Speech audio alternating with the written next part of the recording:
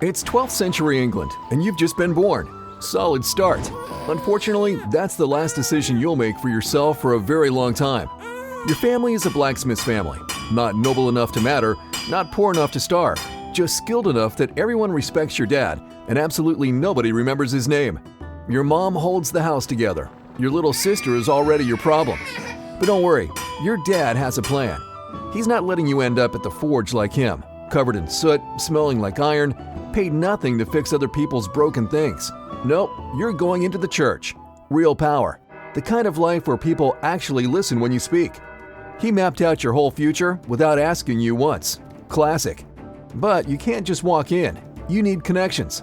So your dad calls in a favor from a bishop friend. And just like that, cathedral school. Then university. Because if you're doing this, you're not aiming to be average.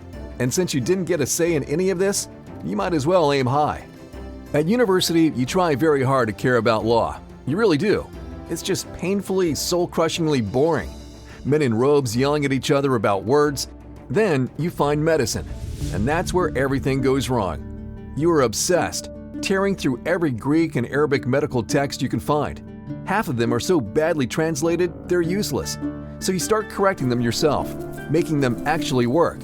While everyone else debates philosophy, you're sitting there trying to figure out why people keep dying from things that feel completely preventable.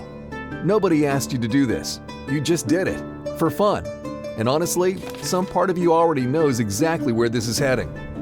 Then it ends, just like that. You're assigned to a small church in a small town, and the medicine gets shoved in a drawer.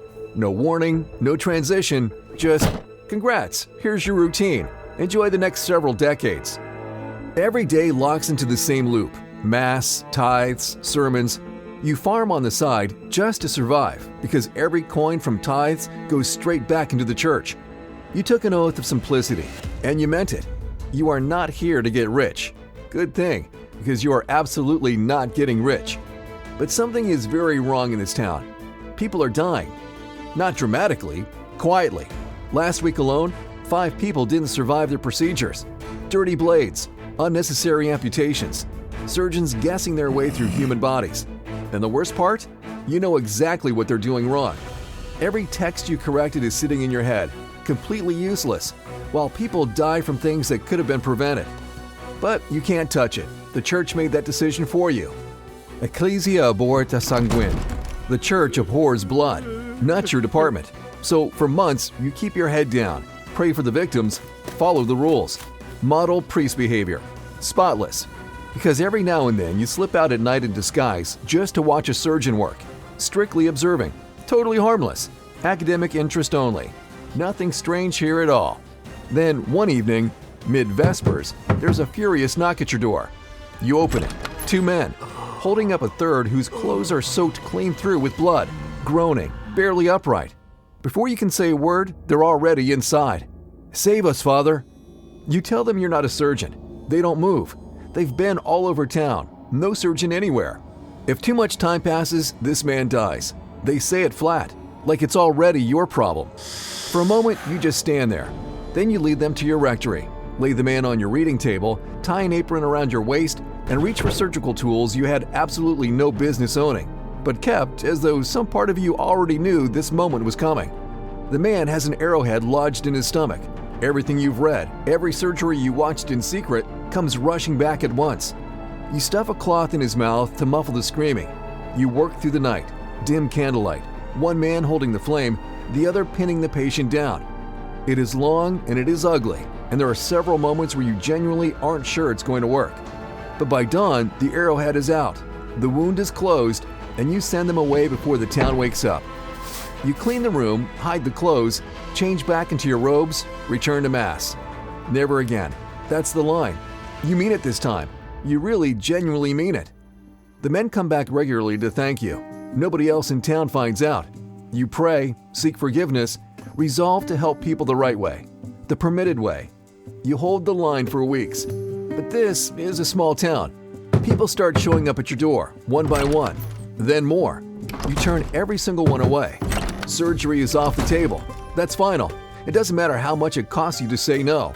Until saying no starts sounding a lot like signing their death warrants. So you go full double life. During the day, devoted priest. Mass, confessions, tithes, everything by the book.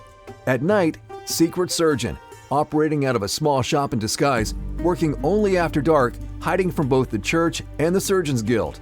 Basically medieval Batman, except instead of a bat cave, you've got a back room that smells like iron and regret, and probably someone's tooth. The guild controls everything: who operates, who gets paid, who gets shut down. You are not on their list, which means eventually you're going to be a very serious problem. But that's future you's issue.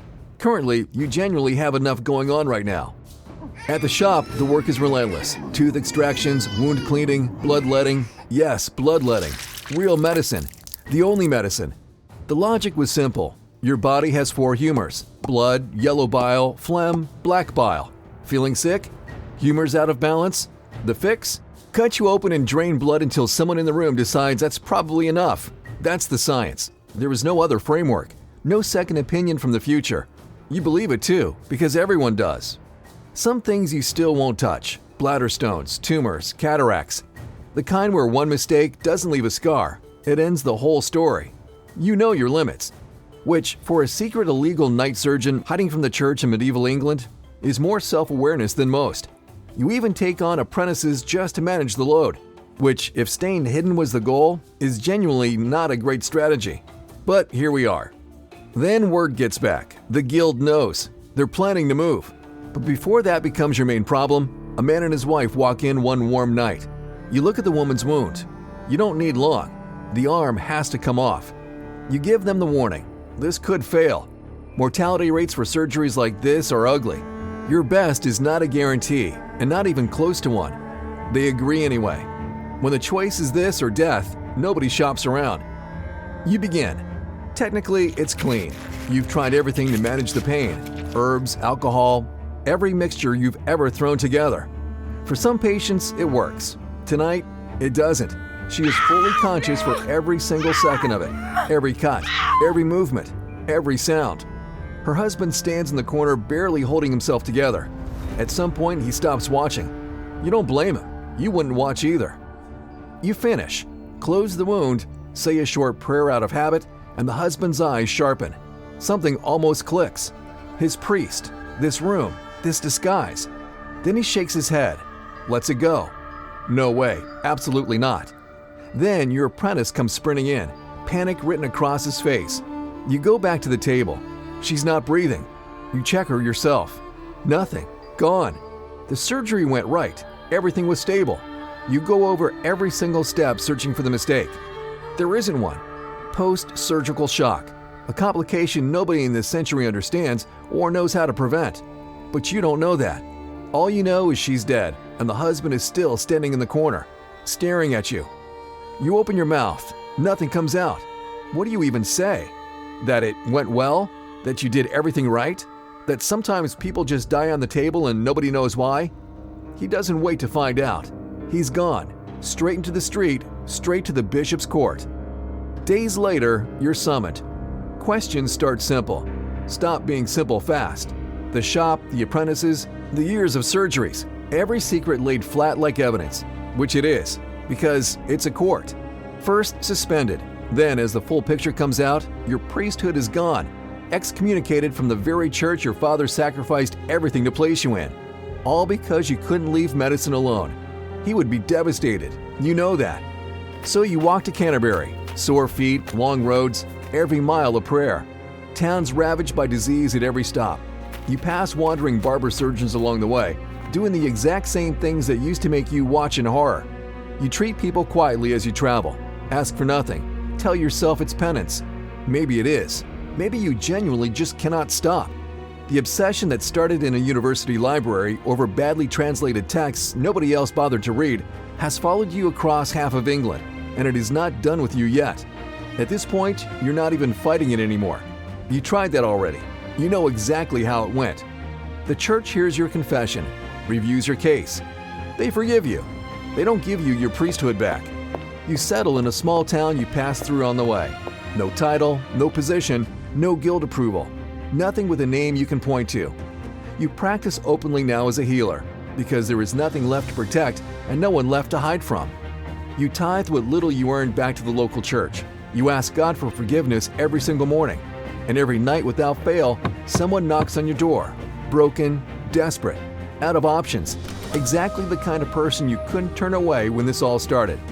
Because the dying never stop. And God help you, neither do you.